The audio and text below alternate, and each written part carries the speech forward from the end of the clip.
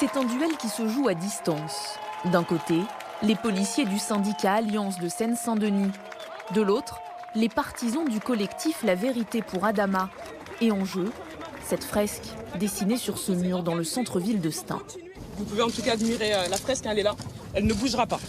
Une peinture réalisée il y a quelques jours en hommage à George Floyd, ce noir américain mort en mai dernier aux États-Unis, et Adama Traoré, ce jeune homme décédé en 2016 lors de son interpellation par les gendarmes.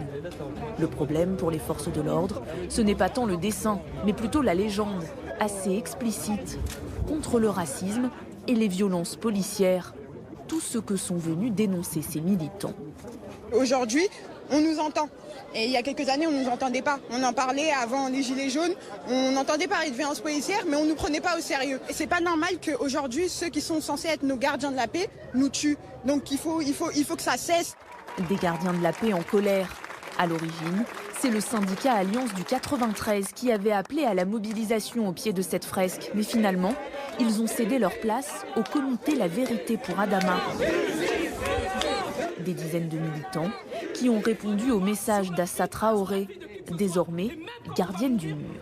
Leur mémoire doit être respectée. Si il y a une tache de peinture, si cette fresque disparaît, si une lettre disparaît, le seul responsable, en tout cas, ça sera le syndicat de police Alliance. On ne laissera pas faire. On ne laissera pas, en tout cas, la vie de nos frères et de n'importe quelle personne morte entre les mains des forces de l'ordre se laisser bafouer, se laisser salir par les forces de l'ordre et surtout par le syndicat de police Alliance. Le syndicat, qui lui s'est réuni à une dizaine de kilomètres de là, à Bobigny, devant la préfecture. Il y a une vraie solidarité sur ce département entre tous les collègues. Merci à vous.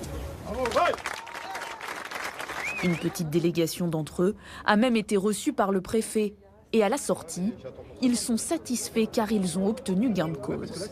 On a une police qui a l'image de notre population, qui est loin d'être une police raciste, qui est loin d'une police violente. On œuvre au quotidien sur des secteurs qui sont très difficiles. Stein en fait partie. Il ne doit pas y avoir d'amalgame entre le racisme et les violences policières. Surtout pas, voilà, déjà en l'occurrence au niveau national, mais encore moins en Seine-Saint-Denis. Voilà.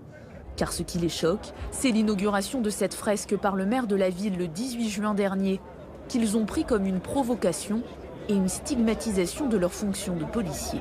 On ne peut pas prétendre que la police est raciste, que les policiers commettent des violences illégitimes. C'est inacceptable. Et c'est intolérable qu'un élu de la République puisse accepter cela sur un bâtiment de sa municipalité. Et c'est l'une des raisons pourquoi il nous a dit « je mettrai tout en œuvre jusqu'à ce que ce mot policier soit retiré ». Un mot qui doit être effacé et une confiance renouvelée, celle du préfet à l'ensemble des forces de l'ordre du département.